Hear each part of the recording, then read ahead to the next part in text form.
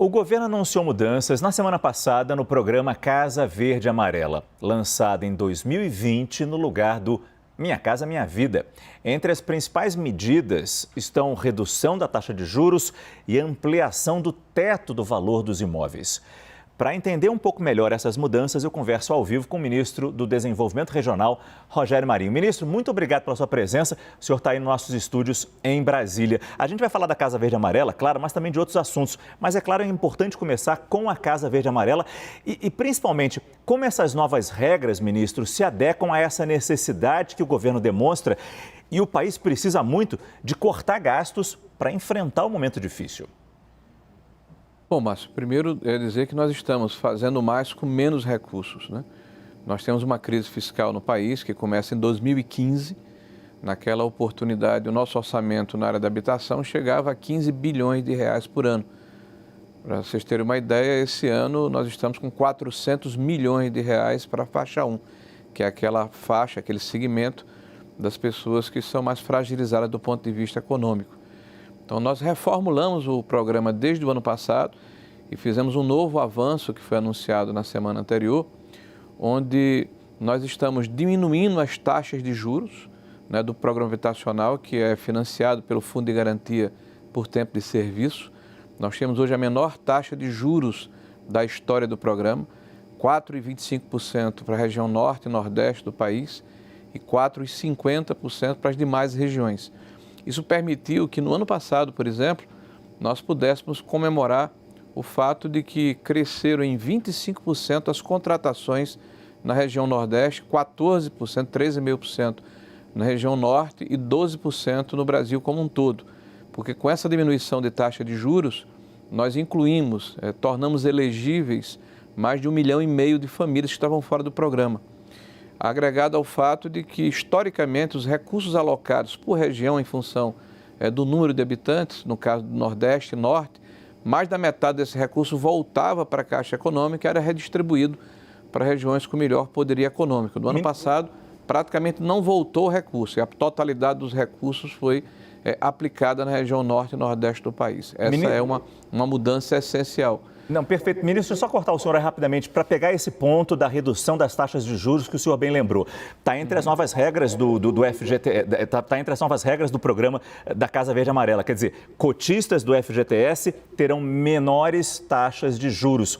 Mas a gente sabe que nessa nossa economia, muita gente, forçada ou não, está trabalhando de maneira informal, não recolhe FGTS. Por que essa diferença e como é que a gente conseguiria levar para mais gente essa redução da taxa de juros que o senhor tanto destacou? Ela contempla o conjunto dos brasileiros, independente de serem cotistas ou não. O programa da Casa Verde Amarela é disponibilizada para a sociedade como um todo, não é preciso ser cotista do Fundo de Garantia para acessar o programa. Mas são menores para os cotistas, né? Não, são menores para regiões mais pobres. A região norte e nordeste do país é 4,25, as demais regiões para famílias de até R$2.000 de renda e nas demais regiões 4,5 para as famílias até R$2.000 de renda familiar, que podem circunstanciar até 30% da sua renda para a compra de um imóvel. Uma outra questão que é essencial é que nós recebemos, quando chegamos no governo, quase 170 mil unidades paralisadas do faixa 1, que é para essa população mais fragilizada. Nós retomamos mais de 67 mil unidades habitacionais. Nós definimos novas regras e novos prazos. E no caso daquelas unidades pequenas que estão espalhadas na área rural do Brasil, das 40 mil paralisadas, 50 mil paralisadas, 27 mil estão sendo retomadas no próximo ano. Esse ano ainda nós estamos aguardando aí um trabalho junto ao Congresso Nacional para termos a condição de retomar mais 50 mil unidades habitacionais neste ano e no princípio do próximo. E em junho agora nós comemoramos a marca de 1 milhão de habitações entregues neste governo do presidente Bolsonaro nas 3 faixas, no grupo 1, no grupo 2 e no grupo 3.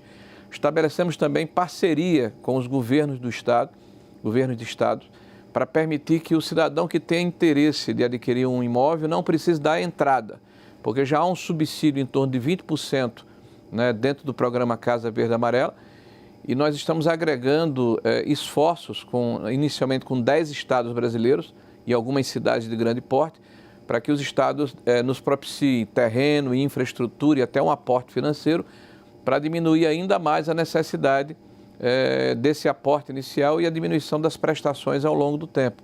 Ministro... Nós aumentamos também o subsídio que é dado no início do programa, em alguns casos até de R$40 mil, R$47 mil, que é disponibilizado para uma família no imóvel até R$150 mil, dependendo do estado ou da cidade. Uhum. E fizemos também um trabalho que eu considero fundamental, aumentamos o valor a ser disponibilizado para o mercado.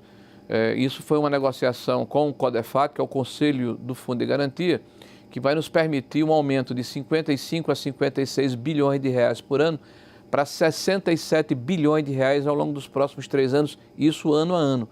Isso vai significar que nós teremos um acréscimo em torno de 25% no número de habitações construídas e entregues à sociedade ano a ano. Nós temos hoje uma média de 400 mil unidades entregues, começamos com 370, 380, já estamos em 415 mil e esperamos chegar em 23 com quase 500 mil unidades ano. Ministro, deixa eu cortar o senhor rapidamente para colocar brasileira na nossa conversa também o Fernando Nakagawa, diretor do CNN Brasil Business. Naka, por favor. Obrigado, Márcio. Ministro, boa noite. O senhor começou a nossa conversa aqui muito bem destacando a situação fiscal do Brasil. As nossas contas públicas estão numa situação muito difícil. E economistas têm apontado alguns itens do orçamento que poderiam ter corte. Um deles são as emendas de parlamentar, emendas de bancada ou as emendas do relator, que, aliás, beneficiam bastante o ministério do senhor. O senhor acha que há espaço para corte dessas emendas? Fernando, eu acho que é uma questão que precede a sua pergunta, que é a própria estrutura da democracia no Brasil e em diversos países do mundo que tem uma tradição democrática de construir um orçamento em conjunto com a sociedade. A partir de 2015, começa uma mudança no nosso orçamento, que é a impositividade do orçamento. Várias ações foram empreendidas e várias leis foram aprovadas aperfeiçoando esse mecanismo. Então, hoje, o orçamento que é definido no país, ele não é uma peça de ficção, ele precisa ser aplicado no ano subsequente. Ele tem impositividade. Então, cabe ao Executivo, dentro da divisão dos poderes e dentro do que preceitua a nossa legislação, enviar uma peça orçamentária para o Congresso Nacional, foi enviada agora no dia 31 de agosto, colocando quais são as prioridades, né, que o governo federal entende que devem ser levadas em consideração por ocasião da discussão e aprovação do orçamento no Legislativo. Agora, cabe ao Legislativo, e aí eu acho que essa pergunta precisa ser feita ao Legislativo, definir se deve haver alguma alteração, alguma correção, alguma supressão ou alguma mudança de rubrica orçamentária. Eu entendo que a peça orçamentária que está dentro do Congresso Nacional é aquela que reflete a necessidade que o governo tem de executar obras estruturantes e obras importantes. No nosso caso, por exemplo, há ainda uma necessidade de aporte adicional para que possamos fazer as diversas ações que estão sobre a nossa égide. Agora, eu espero que no decorrer da discussão da peça orçamentária, a sociedade brasileira, a partir da imprensa que tem esse dever de fazer essa publicização, de chamar essa discussão, né, que essas prioridades possam ser definidas em consonância com o que realmente interessa ao povo brasileiro. Ministro, aqui no Prime Time a gente sempre está mostrando os efeitos da crise hídrica. A gente sabe, ela já está entre nós e não sabemos o impacto que pode ter daqui para frente, até quando. Quais são os projetos do seu ministério, que o seu ministério já está desenvolvendo, já estão sendo desenvolvidos para tentar reduzir os efeitos dessa falta de chuva? A gente acabou de mostrar a usina de Belo Monte, 24 turbinas, só uma funcionando, só uma gerando energia. A situação é grave, né? Márcio, veja o que faz o planejamento quando ele é feito levando em consideração muitas vezes preceitos e considerações que não são o interesse real da sociedade brasileira. Eu vou fazer uma afirmação aqui que certamente serei muito contestado.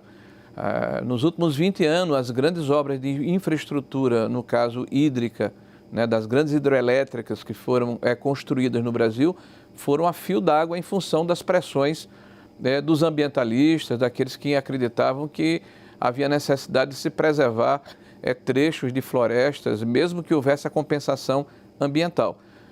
Motivos nobres, motivos corretos, mas aí está o resultado.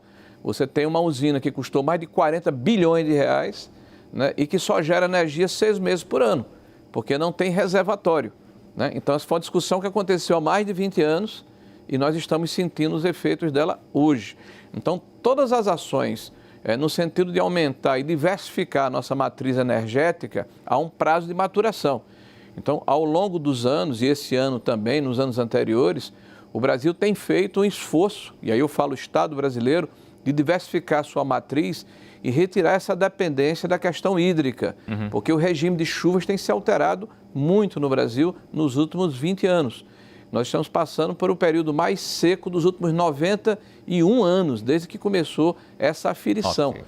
Então, é verdade, por exemplo, que eu sou de um estado, que é o Rio Grande do Norte, onde nós temos quase 5 gigawatts instalados de energia eólica, e nós só consumimos 700 mega.